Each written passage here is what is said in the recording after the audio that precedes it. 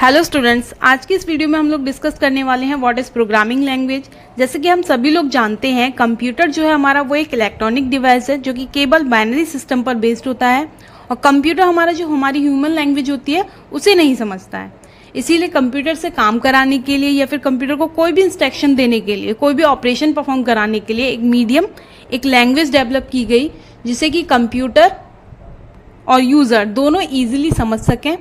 तो इसी को हम लोग क्या कहते हैं, प्रोग्रामिंग लैंग्वेज कहते हैं। अगर हम सिंपल लैंग्वेज में बात करें तो प्रोग्रामिंग लैंग्वेज क्या है? प्रोग्रामिंग लैंग्वेज एक ऐसा माध्यम है जिसके द्वारा आपका जो प्रोग्रामर होता है वो कंप्यूटर सिस्टम के साथ कम्युनिकेट करता है, उसे इंस्ट्रक्शंस देता है और उससे कोई भी ऑपरेशन परफॉर्म कराता है। और यहाँ पर आपकी जो प्रोग्रामिंग लैंग्वेज होती है वो बहुत सारे keywords, variables, identifiers, operators, symbol, इन सभी के सेट से बनती है। इन सभी का यूज़ करके ही आपका जो प्रोग्रामर होता है वो प्रोग्राम लिखता है जिसे कि आपका जो कंप्यूटर सिस्टम होता है वो समझता है और उसके अकॉर्डिंग आपका आउटपुट जनरेट करता है, या फिर हम ये कह सकते हैं ऑपरेशन परफॉर्म करता है। अब हम बात करते हैं टाइप ऑफ प्रोग्रामिंग लैंग्वेज की। तो यहाँ पर आपकी जो प्रोग्रामिंग लैंग्वेज होती है उनको दो कैटेगरी में डिवाइड किया गया है। पहली आती है आपकी लो लेवल प्रोग्रामिंग लैंग्वेज और दूसरी आती है आपकी हाई लेवल प्रोग्रामिंग लैंग्वेज। सबसे पहले हम बात करते हैं लो लेवल प्रोग्रामिंग लैंग्वेज की। तो लो लेवल प्रोग्रामिंग लैंग्वेज आपकी ऐसी प्रोग्रामिंग लैंग्वेज होती है जो कि कंप्यूटर डायरेक्टली समझता है, जिसके लिए आपको किसी भी ट्रांसलेटर की रिक्वायरमेंट नहीं होती है। तो ऐसी लैंग्वेजेस जो कि कंप्यूटर हार्डवेयर इजीली समझ सकता है और उसमें लिखे गए प्रोग्राम को इजीली एग्जीक्यूट कर सकता है, उसे हम कहते हैं लो लेवल प्रोग्रामिंग लैंग्वेज। जितनी भी आपकी लो लेवल प्रोग्रामिंग लैंग्वेज होती है वो मशीन डिपेंडेंट होती है। इट मीन्स जिस कंप्यूटर सिस्टम के लिए जो कोड लिखा गया है वो केवल उसी कंप्यूटर सिस्टम पर चलेगा। तो यहाँ पर आपकी दो टाइप की लो लेवल प्रोग्रामिंग लैंग्वेज है, मशीन लैंग्वेज और असेंबली लैंग्वेज। सबसे पहले हम बात करते हैं मशीन लैंग्वेज के बारे में।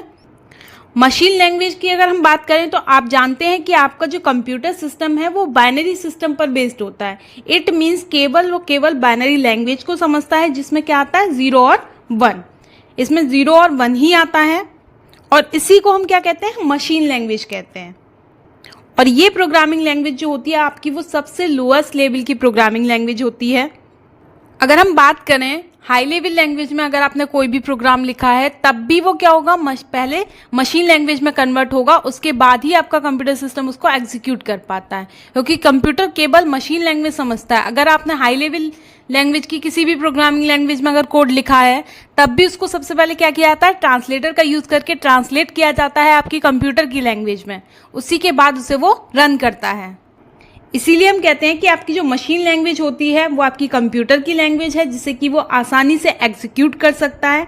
मशीन लैंग्वेज में बाइनरी नंबर 0 और 1 का यूज़ किया जाता है और मशीन लैंग्वेज के आपके जो 0 और 1 हैं वो आपके सिंबल होते हैं इलेक्ट्रिक पल्स को रिप्रेजेंट करने के लिए। वो क्या करते हैं, इलेक्ट्रिक जो पल्स होते हैं आपके उसकी एब्सेंस को और उसकी प्रेजेंस को शो करते हैं। अगर आपका सिंबल 1 है तो वो क्या करेगा, वो इलेक्ट्रिक जो पल्स हैं आपकी उनकी प्रेजेंस को शो करता है, और अगर आपका सिंबल 0 है तो वो आपकी इलेक्ट्रिक पल्स के एब्सेंस को शो करता है। और इसी सिग्नल के पल्स को रीड करके, इसी इलेक्ट्रॉनिक सिग्नल्स के पल्स को रीड करके 0 है तो क्या हो गया, सिग्नल ड्रॉप हो रहा है, इट मीन्स एब्सेंस है सिग्नल की। अगर 1 है तो प्रेजेंस है। तो इन्हीं चीज़ों को रीड करके आपका जो कंप्यूटर है आपके प्रोग्राम को समझता है कि आपने क्या इंस्ट्रक्शन उसको दी है और इसी के अकॉर्डिंग उसको एग्जीक्यूट करता है। तो यहाँ पे आपको बहुत अच्छे तरीके से क्लियर हो जाना चाहिए कि यहाँ पे आपकी मशीन लैंग्वेज क्या है, कंप्यूटर की लैंग्वेज है और इसमें आपका केवल बाइनरी नंबर आते हैं 0 और 1। मशीन लैंग्वेज को जितने भी प्रोग्रामर्स हैं उनको याद करने में, उनको कोड लिखने में जाहिर सी बात है बहुत ज़्यादा डिफ़िकल्टीज आती होंगी। और इसी के बाद में डेवलप की गई आपकी असेंबली लैंग्वेज।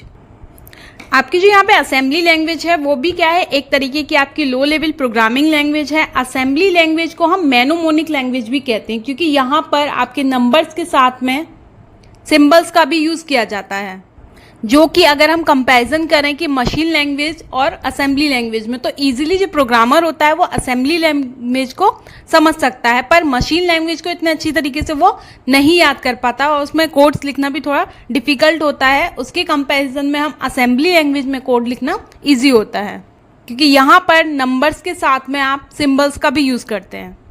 लेकिन आप अगर असेंबली लैंग्वेज में कोई भी प्रोग्राम लिख रहे हैं तो उसको ट्रांसलेट करने के लिए यहाँ पर असेंबलर का यूज़ किया जाता है। असेंबलर क्या करता है, असेंबली लैंग्वेज में लिखे गए कोड को ट्रांसलेट करता है आपका मशीन लैंग्वेज में, क्योंकि ये हम पहले ही बता चुके हैं कि आपका कंप्यूटर जो है वो केवल और केवल मशीन लैंग्वेज को ही समझता है। तो अगर हमने असेंबली लैंग्वेज में भी कोई प्रोग्राम लिखा है तो वो पहले क्या होगा, मशीन लैंग्वेज में कन्वर्ट होगा, उसके बाद एग्जीक्यूट होगा। और इस तरीके से हम यहाँ पे बात करते हैं डिपेंडेंसी की, तो आपकी असेंबली लैंग्वेज और मशीन लैंग्वेज दोनों ही आपकी क्या होती हैं, लो लेवल प्रोग्रामिंग लैंग्वेज होती हैं, दोनों ही मशीन डिपेंडेंट होती हैं। इट मीन्स जिस मशीन के लिए असेंबली या फिर मशीन लैंग्वेज में कोड लिखा गया है उसी मशीन पर, उसी कंप्यूटर सिस्टम पर वो रन होगा। ऐसा नहीं हो सकता कि आप एक सिस्टम पर प्रोग्राम बना रहे हो, आप चाहते हो कि हम दूसरे सिस्टम पर ले जाके इसको रन कर लें, तो यहाँ पर ये लैंग्वेज पोर्टेबिलिटी नहीं देती हैं, ये पोर्टेबल नहीं होते हैं, ये मशीन डिपेंडेंट होते हैं। अब हम बात करेंगे हाई लेवल प्रोग्रामिंग लैंग्वेज की। तो आपकी जो हाई लेवल प्रोग्रामिंग लैंग्वेज होती है वो यूज़र फ्रेंडली लैंग्वेज होती है, जो कि एक प्रोग्रामर को ऐसे प्रोग्राम्स लिखने के लिए अलाउ करती है जो कि आपके कंप्यूटर हार्डवेयर और आर्किटेक्चर इंडिपेंडेंट होते हैं। हाई लेवल लैंग्वेज को हाई लेवल लैंग्वेज हम इसलिए भी कहते हैं क्योंकि आपकी जो मशीन लैंग्वेज होती है वो इसके कंपैरिजन में आपकी ह्यूमन लैंग्वेज के क्लोज होती है। इसीलिए हाई लेवल लैंग्वेज में आपका जो प्रोग्रामर होता है ईजिली प्रोग्राम्स बना सकता है, उसको रीड कर सकता है, उसको मॉडिफाई कर सकता है। साथ ही साथ आप ये चीज़ भी ध्यान रखिए कि जितनी भी आपकी हाई लेवल लैंग्वेजेस होती हैं उनको प्रोग्रामर तो इजीली समझ सकता है पर आपका कंप्यूटर सिस्टम इजीली नहीं समझ सकता। यहाँ पर इसीलिए हाई लेवल प्रोग्रामिंग लैंग्वेज में जितने भी प्रोग्राम्स लिखे जाते हैं उनके लिए ट्रांसलेटर का यूज़ किया जाता है। और वो ट्रांसलेटर क्या करते हैं, आपका जो प्रोग्राम आपने हाई लेवल लैंग्वेज में लिखा है उसको कन्वर्ट करते हैं मशीन लैंग्वेज में, जिससे कि आपका जो कंप्यूटर सिस्टम है उसको ईजिली समझ सके और उसके अकॉर्डिंग आपका ऑपरेशन को परफॉर्म कर सके। यहाँ पर आपके 3 तरह के ट्रांसलेटर्स होते हैं, वो इससे हम अगली वाली जो वीडियो बनाएंगे हम ट्रांसलेटर्स की ही बनाएंगे, तो वो आप ज़रूर देखिएगा। हाई लेवल लैंग्वेज को अब हम बात करते हैं, यहाँ पे 3 पार्ट्स में डिवाइड किया गया है, 3rd generation language, 4th generation language and 5th generation language. सबसे पहले बात करते हैं 3rd जनरेशन लैंग्वेज की। तो आपकी जो 3rd जनरेशन लैंग्वेज है उसको हम प्रोसीजरल लैंग्वेज भी कहते हैं। और 3rd जनरेशन लैंग्वेज में इंस्ट्रक्शन या फिर प्रोग्राम को लिखने के लिए हम इंग्लिश वर्ड्स की पूरी सीरीज़ का यूज़ करते हैं, तो जिससे कि आपका जो प्रोग्रामर होता है वो इजीली समझ सकता है।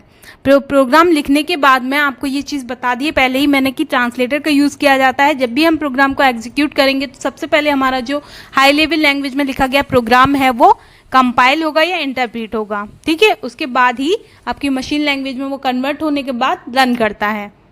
अगर हम एग्जाम्पल की बात करें तो आपकी सी, पास्कल, फॉर्ट्रेन, कोबोल, ये सारी क्या है आपकी 3rd जनरेशन लैंग्वेज है। नेक्स्ट अब हम बात करते हैं 4th जनरेशन लैंग्वेज की। तो आपकी जो 4th जनरेशन लैंग्वेज है उसे हम नॉन प्रोसीजरल लैंग्वेज भी कहते हैं। इसमें आप ऐसे प्रोग्राम्स बना सकते हैं या फिर हम ये भी कह सकते हैं कि ये ऐसी लैंग्वेजेस होती हैं जो कि प्रोग्रामर्स को डेटाबेस को एक्सेस करने के लिए अलाउ करती हैं या फिर इनेबल करती हैं। 4th जनरेशन में आपकी जितनी भी हाई लेवल लैंग्वेजेस आई हैं उनका मेन काम डेटाबेस पे काम करना था, कि जिससे कि आप ऐसे प्रोग्राम्स बना सके प्रोग्रामर जो कि डायरेक्टली डेटाबेस को एक्सेस कर सकें या फिर डेटाबेस क्रिएट कर सकें। जैसे कि फॉर एग्जांपल आपका SQL, फॉक्स प्रो, फोकस ETC। नेक्स्ट बात करते हैं हम 5th जनरेशन लैंग्वेज की। तो आपकी 5th जनरेशन लैंग्वेज को हम 5G लैंग्वेज भी कहते हैं। 5th जनरेशन लैंग्वेज में ऐसी प्रोग्रामिंग लैंग्वेज आ गई जो कि आपकी आर्टिफिशियल इंटेलिजेंसी पे काम करती है। 5th जनरेशन में कौन सा कॉन्सेप्ट यूज़ होता है आपका, artificial intelligence.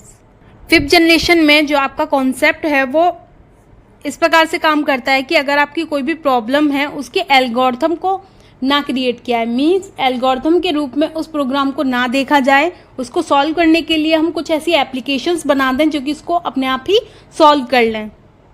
5th generation language आपकी इस टाइप की लैंग्वेजेस होती हैं जो कि आपकी रियल आर्टिफिशियल इंटेलिजेंस पे काम करती हैं और इन्हें बनाने के लिए पैरेलल प्रोसेसिंग और आपका सुपर कंडक्टर का यूज़ किया जाता है।